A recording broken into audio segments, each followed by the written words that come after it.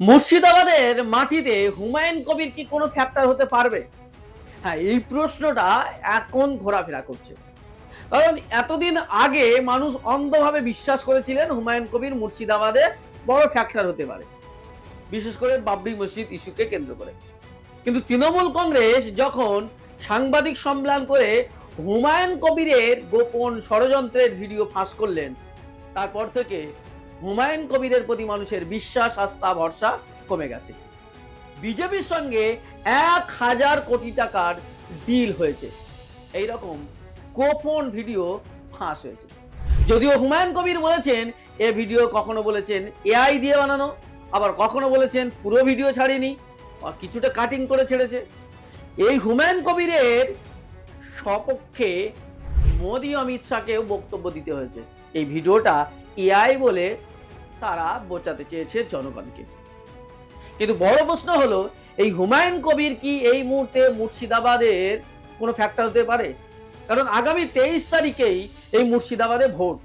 সেই ভোট বাক্সে হুমায়ুন কবির বা হুমায়ুন কবিরের দল কতটা প্রভাব ফেলবে, আর সেই নিয়ে আজ আলোচনা করব।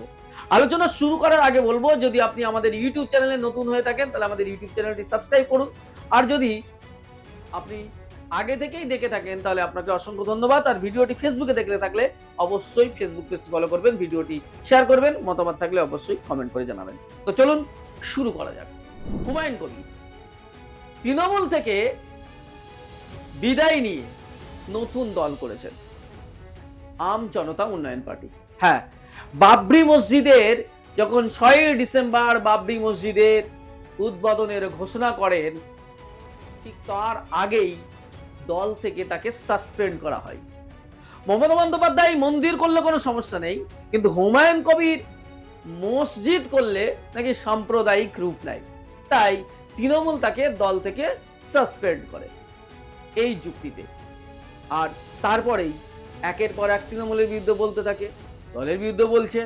তারপরে দীর্ঘ অপেক্ষার পর হুমায়ুন কবির তার দল প্রতিষ্ঠিত করেন 22 ডিসেম্বর। প্রথমে দলের নাম থাকে জনতা উন্নয়ন পার্টি, পরে জনতা উন্নয়ন পার্টি নামে সৈয়দ রুহুল আমিন ভাইজান তিনি তার পার্টি উদ্বোধন করলে নামটা চেঞ্জ করে হুমায়ুন কবির আম জনতা উন্নয়ন পার্টি নাম দেন, AJUP।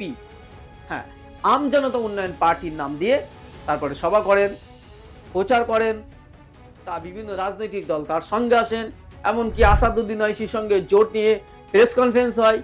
একটা ব্যাপক প্রভাবশালী হুমায়ুন কবিরের সমর্থনে আসাদুদ্দিন ওয়াইসি একটি সভাও করেছেন।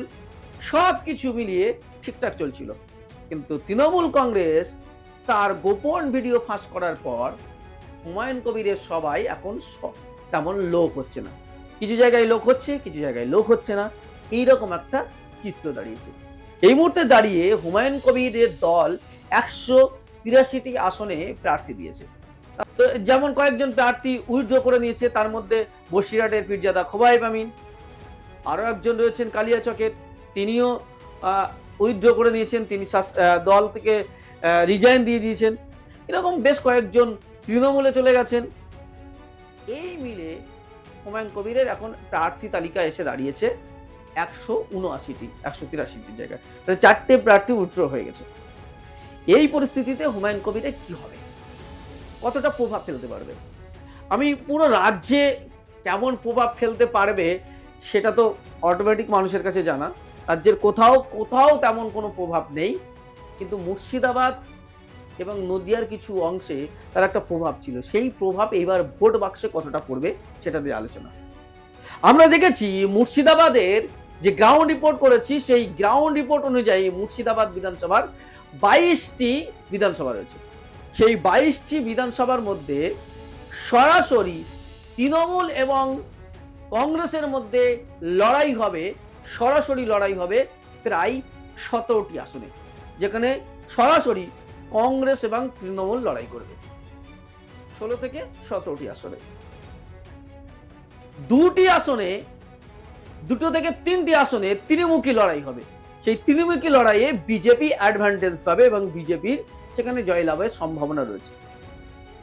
একটি আসনে সিপিএম একটা ভালো জায়গায় রয়েছে এবং একটি আসনে এসডিপিআই জোট প্রার্থী তাদের লড়াই হবে। এই 22টি আসনের চিত্র।